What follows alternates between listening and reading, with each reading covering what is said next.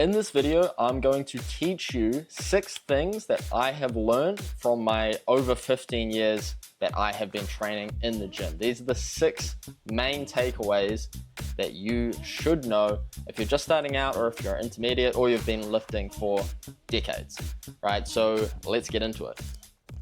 Number 1 is volume does not equal gain. So this is something that I see all of the time, especially with newcomers and beginners, even intermediate guys, is they think the more that they train, the more results that they're going to get. It's not a equation where you put one in, you get one out. It just doesn't work like that, unfortunately. So spending all day in the gym, I see guys brag about, oh, I train 4 hours a day. It's like, okay, you're just wasting your time at that point. Your body isn't going to adapt to those 4 hours of training. Those 4 hours of training that you're doing, it will adapt, but it's not going to adapt in the way you want it by increasing muscle mass. You're going to be increasing your endurance at that point, which is not going to be increasing the actual size of the tissue that you're holding on your frame. So more volume, more training sessions does not equal more gains. Just remember that one. Very classic beginner mistake that I see. Number 2, time is more important than genetics. So I see this quote get thrown around all the time, almost every day on Instagram, online, is I don't have the genetics for this, or that guy has great genetics, that's why XYZ. But even no matter how bad your genetics are, if you put enough time into something, you're going to get good at it. As long as you're putting effort in, right? You're not just walking into the gym and then walking on the treadmill for 5 minutes, then calling it a day. The amount of time you do that, it doesn't matter. You're not going to have a great physique. But if you're complaining that you don't have the right genetics to build a great physique, that is cope, my friend, and you just haven't spent enough time, or you haven't spent enough time doing the correct things in order to get that physique that you're wanting. And if you don't know what to do, click the link below and you can join my free community, and I have detailed guides on everything you need to do to build a great physique and great health. So just remember, time training and time spent being healthy is far more important, outweighs genetics 5 to 1. Genetics will probably determine, how fast you get there. Okay, maybe some guy makes a lot of gains in, say, 6 months time, where it might take you 2 years. But if you stay those 2 years, you're going to make those gains anyway, right? So don't use that cope, don't use that excuse that you don't have the right genetics. It's putting yourself down, and I don't want to hear it. Number 3, weight does not equal growth. So I know Ronnie Coleman could squat 800 pounds and his legs were huge, but him squatting 800 pounds wasn't the reason that his legs were so massive. The amount of weight you do is actually almost irrelevant to the amount of muscle you're going to put on. And I say almost irrelevant because at a certain point, obviously, yes, you do need to increase the weight ever so slightly.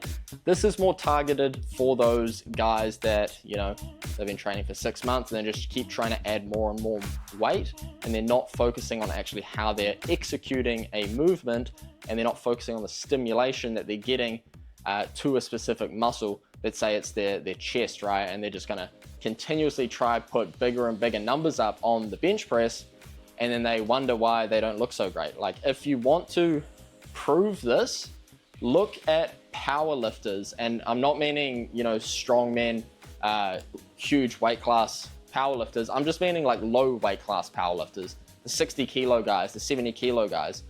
These guys aren't actually that big for how strong they are. Yes, they're way bigger than the average person, obviously, but you would think with how strong they actually are, their muscles would be way bigger. And then the vice versa is true with bodybuilders. Bodybuilders are massive in terms of muscle mass, but they're relatively weak compared to how much tissue they have on their frame. And it's that dichotomy between the bodybuilder and the power lifter.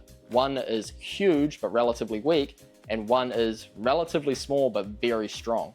So the amount of weight you do does not equal the growth of the muscle. So remember that when you're just trying to continuously add more and more and more weight. If you have a strength goal, then that's completely fine. But if your goal is to add as much tissue as possible, adding more and more weight isn't the best way to get there. Number 4, this is what I call the lever of volume. This will determine how much volume you should be doing in the gym or in your training sessions. And a quick caveat to this is only for natural lifters. If you're enhanced, if you have extra help, then this does not really apply to you. But if you're a natural lifter, this does apply. And basically what it is, it's a seesaw, almost like a lever that has a pivot point in the center. This drawing isn't the best, but it's gonna have to do. On one side we have intensity, and on the other side we have volume. And as one increases, the other must decrease. Your body cannot handle maxed out intensity every single day. It will crumble, your central nervous system will not be able to recover, you'll be extremely chronically fatigued, and your hormones are going to crash. You're not going to be performing great. This is another reason why I'm tying into volume does not equal gains. It's really, this is the reason why. So the more intensity you have, the less volume you can perform. And the sweet spot with your intensity and with your volume is you want to be training as hard as you possibly can.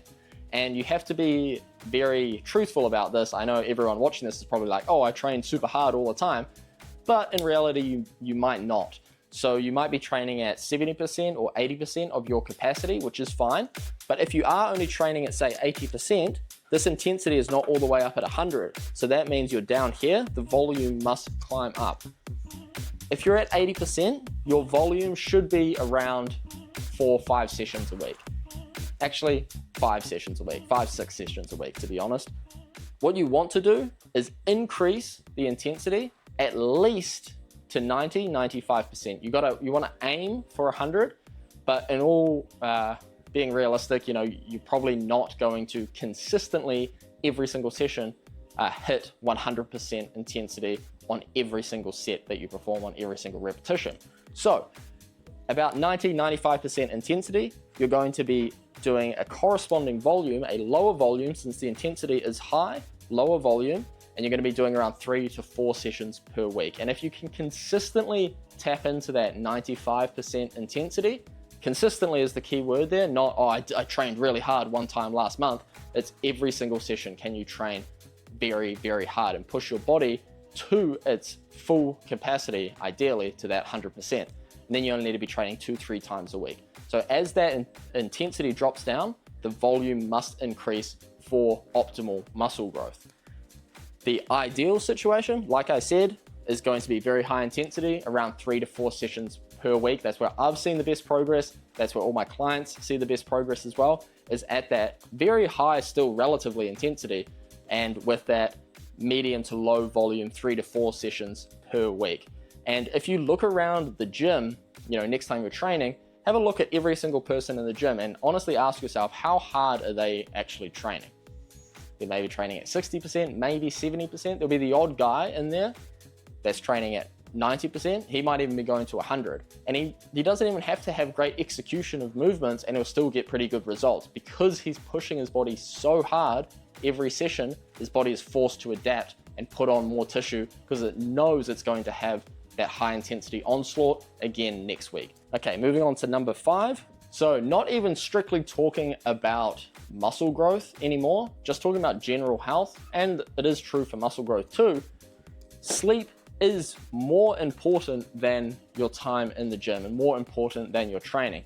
Obviously, given that you are actually training, I'm not saying, okay, you don't have to go to the gym and you can just sleep 12 hours a day and you're going to turn into, Jay Cutler. That's not the case at all. But if you are going to the gym and you're doing everything right at the gym, your sleep is more important than what you're doing in the gym when it comes to your overall health and also the results that you get from your sessions in the gym. So what I want you to do, if you're a beginner, if you're an intermediate, even if you're advanced, basically anyone watching this video, is your sleep should be a non-negotiable, right? So your gym is probably a non-negotiable. No, I got to go to the gym. It's Tuesday. I'm hitting, calves and neck. I don't know what you train on Tuesday, but whatever it is you do train on Tuesday, it's a non-negotiable for you. You will make sure that happens, right? But most people don't do that with sleep, but they should, because sleep is actually more important than what they're actually doing in the gym. Number 6, lifestyle accounts for 80% of your health. So I'm not just talking about your gains here, right? Gains is a different story if you're just looking for muscle growth, which maybe some of you are, I'm not sure. But if you're only looking for muscle growth, really the biggest levers are obviously sleep, training, and nutrition, right? But if you're wanting optimal health, so you don't just look great, but you also feel great, your lifestyle is the key that you want to unlock so it actually works with your goals rather than taking you away from your goals. A great example of this is, say, one of your lifestyle habits is to go out partying with the boys on Friday or Saturday or even Thursday as well, and student nights on Wednesday. So you're going out, 4 nights a week, right? Or even if you're going out once a week, it's still the same concept, right? If you're going out drinking with your friends, of course, if that's a fun time, you really enjoy that, that's a goal for you, you want to be the best drinker in your state or in your town, then by all means continue doing that. But if you want to get really healthy and you want to have a great physique, then your lifestyle habits should reflect that rather than literally taking away from this health goal that you may have. So your lifestyle, and drinking is just one example. Obviously there's many. A big one actually is probably bigger than drinking for the new generation of the younger guys, if there are many younger guys watching this, is screen time and looking at their phone all of the time. And they're not only going to destroy their posture, they're going to destroy their overall health. They're going to destroy their circadian rhythm. They're going to destroy a lot of hormone signaling pathways by getting chronic blue light exposure rather than getting a lot of natural light outside like I am right now. And if you're not sure what to do with your lifestyle, again, click the link below, join the Vitality Collective. I'll show you step by step exactly what you should do with your lifestyle, with your training, with your nutrition, all for free, so that you can be healthy and you can be a very vital man in 2025. If you enjoyed this video, check out this one here, and this will help you out a ton as well. Make sure you like and subscribe down below if you haven't done that already, and comment down below anything that you found interesting, or if you have a topic that you want me to cover next, I will tackle that down below. So I'll see you in the next video.